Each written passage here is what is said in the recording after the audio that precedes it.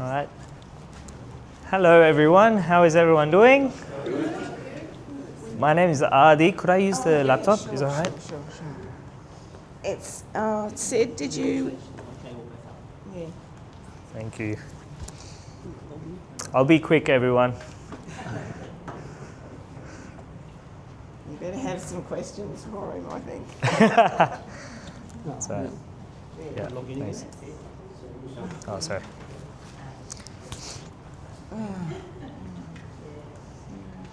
Thank you. There's a mouse somewhere if you'd rather. Yep. Oh, there. Yeah, thank you. BD.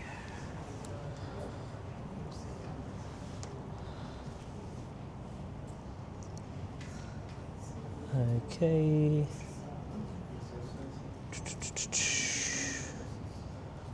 How do we do that? All right, we're working.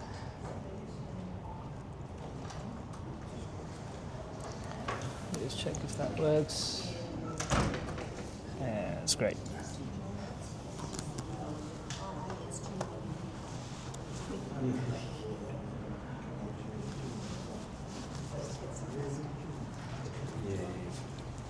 Okay, so my name's Adi. I'm from Rehab Pro. Rehab Pro is a neurological physio clinic in Blacktown. We're just on Panorama Parade in front of Blacktown Hospital.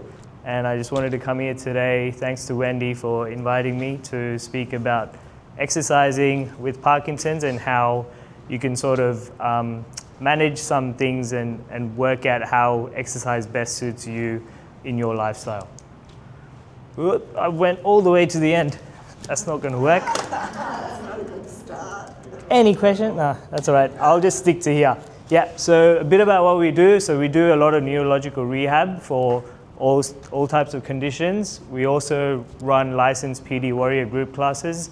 If you want to go on a Monday, please let him know, because I would like to go on Mondays. Yeah, so we've got Wednesdays and Fridays at 10 o'clock right now. But yeah, open to more people. We can open up a Monday just for Wendy's sake. And so Wendy joins, and also Vicky at the back there comes as well on Wednesdays. And I'm also a vestibular physio, so I see a lot of people with vertigo and dizziness, and that's sometimes an issue with people with Parkinson's as well. And we also treat headaches and migraines in particular. So with regards to Parkinson's, our main aim is to try slow down the progression of Parkinson's. So we sort of split that up into 3 sections, if you like. So one is your quality of life, what sort of community support you have, like this one here. What's your all-star team? So your GPs, neurologists, physios, dietitian, etc. And also building up your confidence to sort of just be yourself, be independent, and have the confidence to integrate with your friends and family and do all of that. And then we come over to the symptom side. So there's your motor symptoms, as you know, the slowness of movement, tremors, loss of balance, things like that. And then your non-motor movements, which your non-motor symptoms that not really everyone can see. So it's like sort of under the tip of the iceberg. That's your issues with your sleep, your diet, your appetite, things like that, your bladder, bowel, and so on. And then the other one is medication and how we can time exercises during that on period we talk about with the levodopa and everything.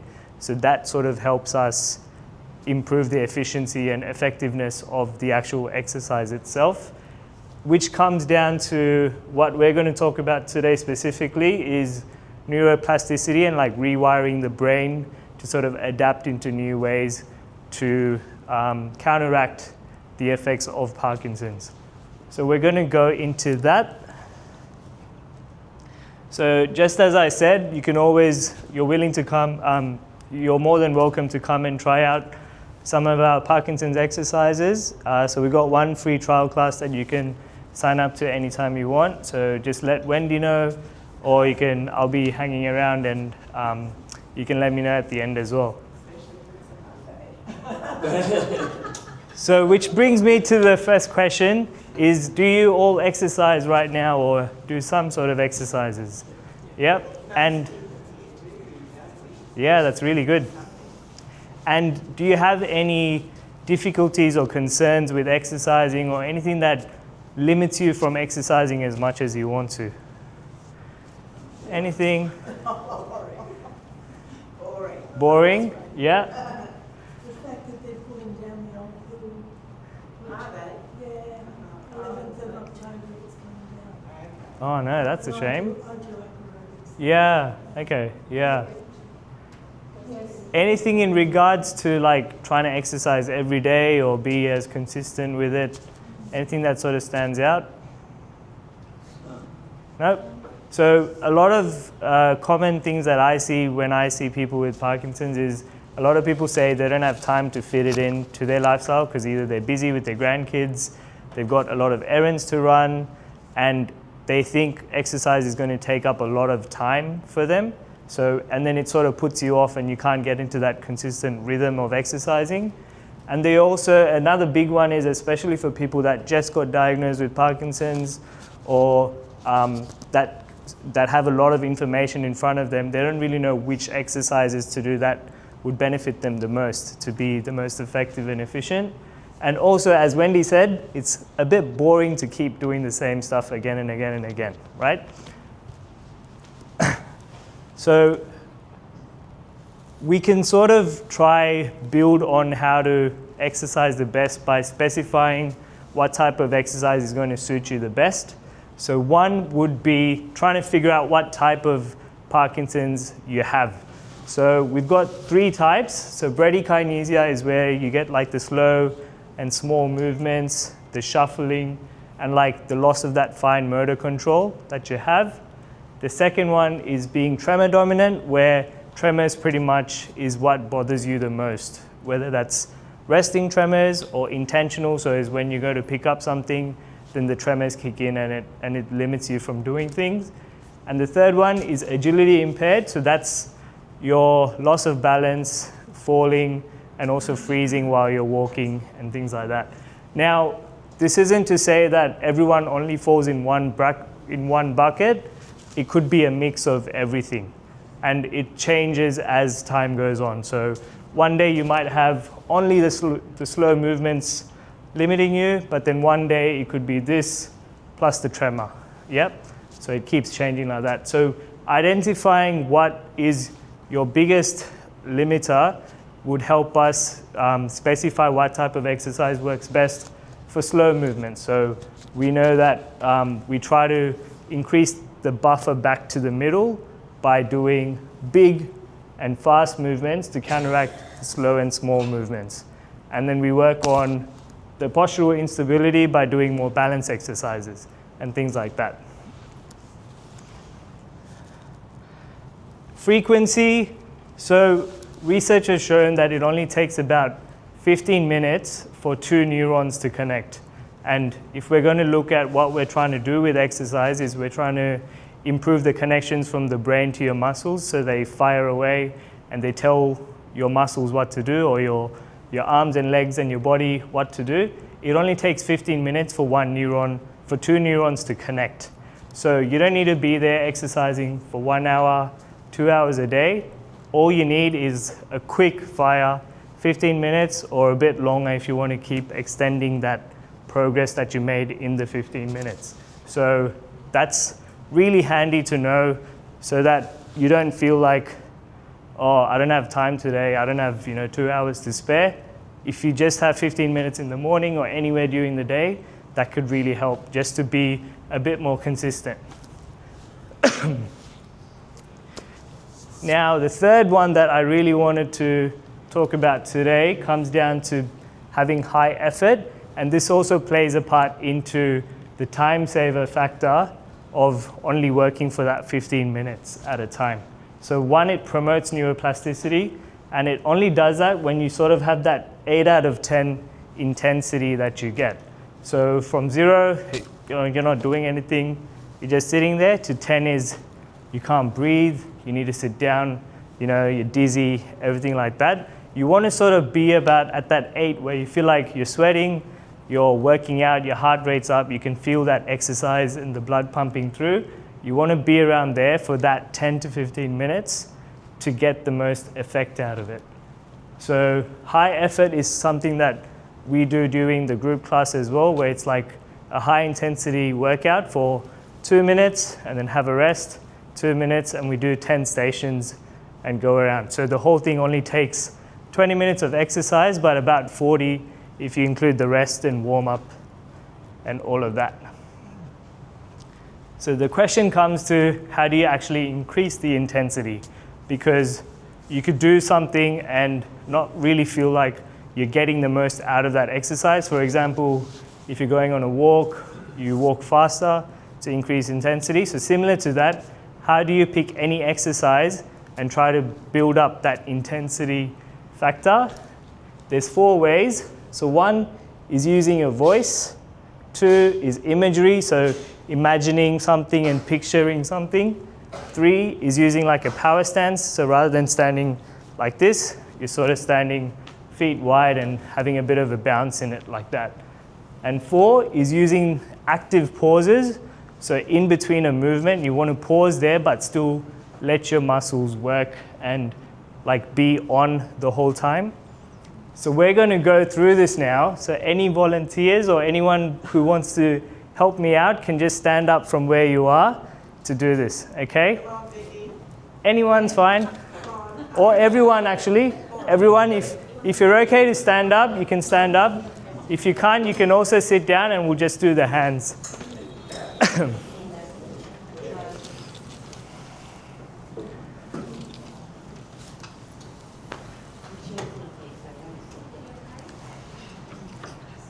Okay, so we're just going to do, I want you to push your hands out and then pull it back in, right? Yep, so we're just going to do that 3 times. So we're going to go push out and have your arms open and then pull back in and have a fist, right? So does that feel a bit easy? Yeah, like intensity is probably low. Yep. So now we're going to imagine that we're pushing away or stopping a bus that's coming at you, right? So if you're going to stop a bus, so try to imagine that there's a bus in front of you coming at you, and all what you have to do is like stop it like that. All right, let's try that again. We're going to do it 3 times. So imagine a bus is stopping you. That's it. And then pull. Go again. Good. 1 more. That's it. So did you notice the intensity went up a bit as soon as you imagine that you have to stop something coming at that force?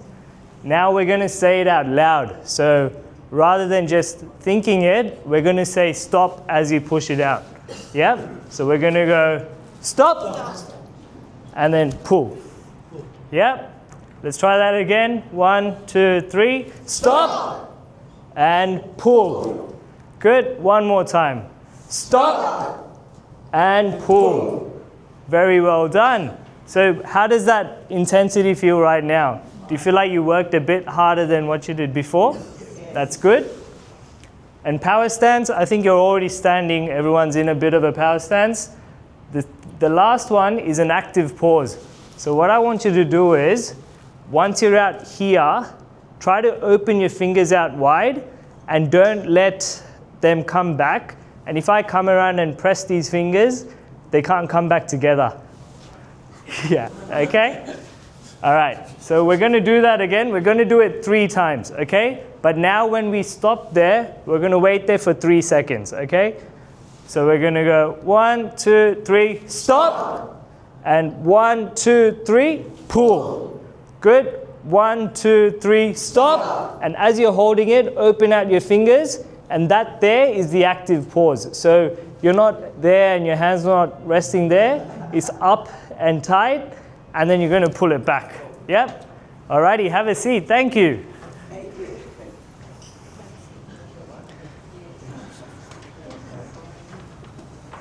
So that's the principles we use for any exercise to really increase your intensity, because going back, we're just trying to increase the intensity to help exercise more efficiently and effectively within a short time. So that way you can keep the exercise time short, not let it affect the rest of your lifestyle and your schedule and everything, and you still know you're getting a good workout, and you know that you're doing something for the exercise part of Parkinson's without spending too much time, without making it boring as well, and also having it just enough so that you can do it consistently as well, so you can see the benefits of exercise over time. And the best benefit is that you don't progress your symptoms, and you slow down the progression as much as possible. And the sooner you start exercising, you won't notice any changes at all. But even if you do, and you've got some sort of support, then we can tackle it straight away and try work on the balance and things like that to avoid falls, injury, and everything else. Yep. So again, we got one free trial class that you guys can use. Wednesdays and Fridays at 10, or Mondays at 10 for Wendy. So just meet us outside if we're done, or you could just leave your details with Wendy and then she can pass it on. Any questions? No questions. Yep. How long does the session go for? So it's about 45 minutes at the class, yeah. So we do 10 circuits of 2 minutes each. So that's 20 minutes, plus we rest in between and warm up and things like that. Yeah. Yeah, so we have about maximum 5 or 6 in it at the moment. If we need, we can have more. I just need to find someone else to help me out so that there's not one person to too many. So yeah, that's the only thing. So Where are you? Blacktown on Panorama Parade in front of the hospital. You know that new building that they've just built? Yeah. Sorry, sir. I think you had a question? Oh, okay. What's the cost? It's right now it's $80 a class, and there's a pensioners discount of 10%, so it becomes $72. But honestly, the more people we get, we can bring that cost down, because I just work at an hourly rate. Yeah. Yeah. And if you have a home care package or support at home, we can claim through that as well. Sorry, you had a... Towards the end of last year, I was involved in surgery, and the doctor, the professor, both he and the surgeon, said his term was, I know you do all your fancy things, because I do Tai Chi and acrobatics, but we want you to just walk. Yeah. What is the benefit of just walk? Yeah, so... Plus, footpaths are uneven. Yeah. So walking is good for just general benefits of aerobic like cardiovascular exercise as well. And there is some evidence to show that doing, I think it's 20 minutes a day, at least 20 minutes a day for Parkinson's helps maintain and reduce your progression of your cognitive function. So it helps maintain that ability plus your other cardiovascular benefits that you get. That's the benefit of walking. But in saying that, if you can sort of copy those benefits or like try to substitute walking for anything else that has the same principles of it, there's nothing that, like, it's not either walking or this. You could do a bit of both, and you can always change it up as long as you're targeting specific things. So if you want to work on your cardiovascular exercise, then you've got to do something like walking or cycling, anything like that. And then if you want to work on balance, then it's balance exercises, and it sort of varies as you need. Yeah. Well, I've been making use of the equipment at the gym. They're Yep. also being Oh, no. But they have a new manager, so Well, I always say find some of Parkinson's exercise you can incorporate into your walks. That's right. So Yeah. if you've got a step, you can Yeah. For example, if you over the river type. That's right, yeah. For example, if you're walking and you notice that your arm doesn't swing as much, you just have to walk and try to really swing your arm. Or you can have, I think there's poles that you can use as well to help you walk. There you go, that's the one. Yeah. So all of that could help while you're walking. But in saying that, if you think walking's risky or there's a big falls risk for you because everything's uneven, then you can switch it to cycling or something else that's more stationary, where your balance isn't at compromise, and then you can go from there. Also, though, I always feel in the group classes that I push myself a bit more just because we're in a group. Yes. Yeah. So that's the benefit. Yeah. And that's the, Yes. Health fund? Yeah. Yeah, we can claim from Health Fund as well. Yeah, it just depends on each level of cover is a bit different, so then the gap changes. Yeah. If anybody is interested in Tai Chi, my teacher, so Lower Blue Mountains Tai Chi, but she doesn't do it there, she just does it with clients. She's always looking for it. Yeah.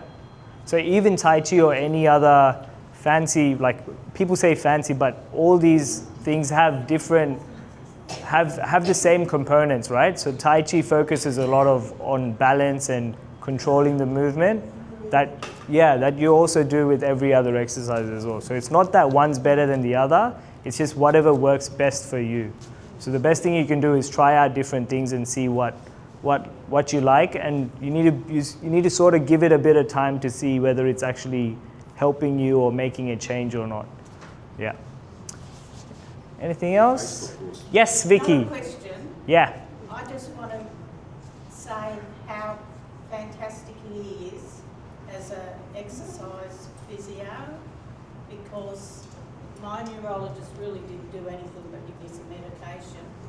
But I found out about him through my sister's old school friend. She met him and was going to the Bella Vista one. And I rang up and I got into his class, and he assessed me with those three things he spoke about and chose a couple of them that he would concentrate and show me exercises to do, which he did, and to do at home.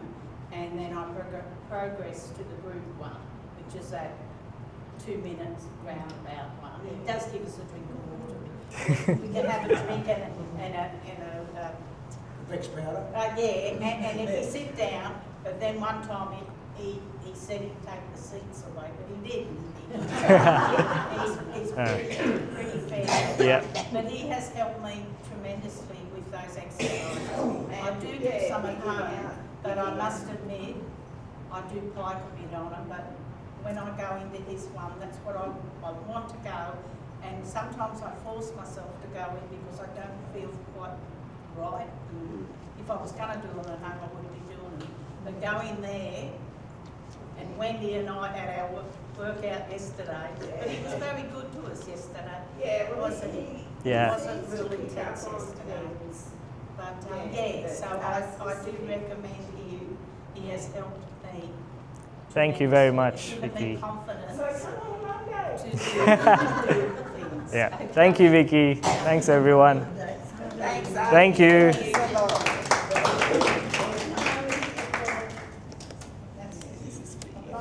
Oh, thank you so much. Oh, how do I get out of this?